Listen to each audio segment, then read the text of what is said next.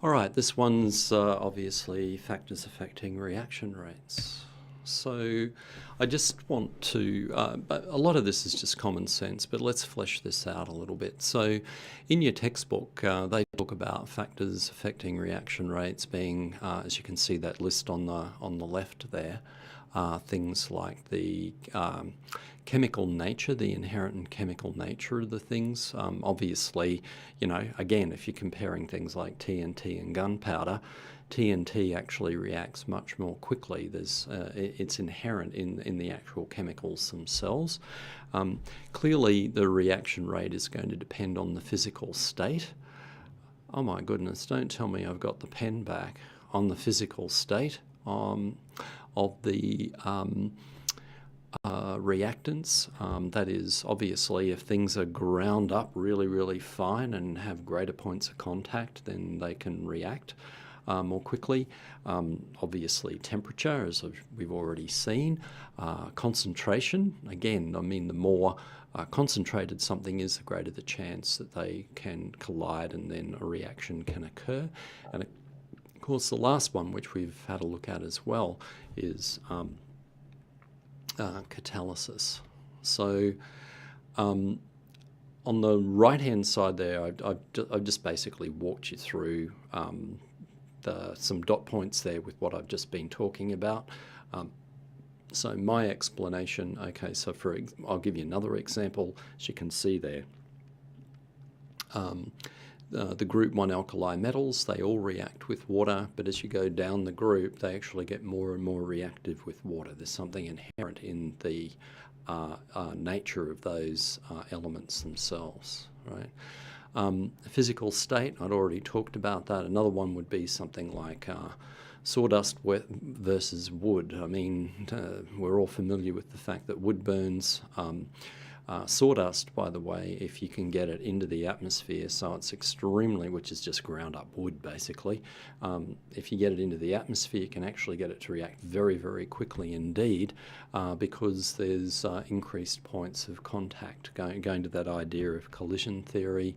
Obviously, we already know about increasing temperature, and obviously we already know about catalysis. Here's just an example where we've got some iron in two different forms, so we're talking about physical issues here. So on the left-hand side it's powder, on the right-hand side it's a stick of iron, and you can see that one of them is obviously reacting much more vigorously than the other. That is the one on its A. Clearly that's because there's an increased point of contact between the reactor, increased points of contact between the reactants. Okay, I'm actually going to do this with this section, otherwise it's too itsy-bitsy.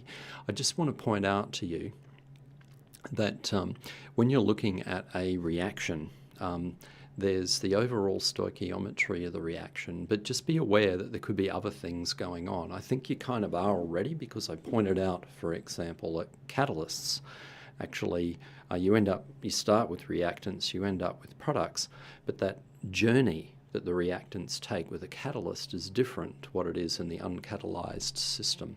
So there's a different mechanism involved, and so when you're looking at the stoichiometric reaction, just remember that's an overall reaction. That's not actually telling you what's happening step by step within the reaction itself. So here's a classic example where we've got nitrogen gas here reacting with carbon monoxide. We end up with carbon dioxide and NO, and that's the overall stoichiometric equation there. But if you actually investigate the reaction mechanism, what you find is that this reaction actually occurs in two steps. So this is step 1 here, and this is step 2 here, right? And the important point is this. So when you're looking at a reaction mechanism, normally, in fact, I've never seen anything different. What you find is that one step seems to go much slower than the other, and because of that, it's a bit like pass the parcel. whoever's doing it the most slowly tends to determine the overall rate at which that particle's moving. So in this case here, because this is the rate determining step for the reaction itself, its rate is really only dependent on the amount of NO2. It's not actually dependent on the amount of NO3, oddly enough. So I just want to point that out to you.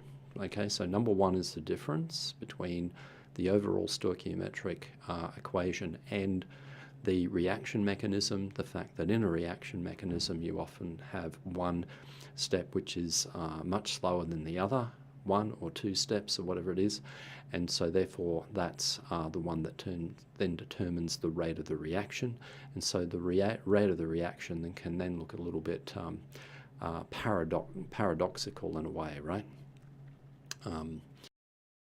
Just be aware of that. Okay, so that's the end of chapter 12.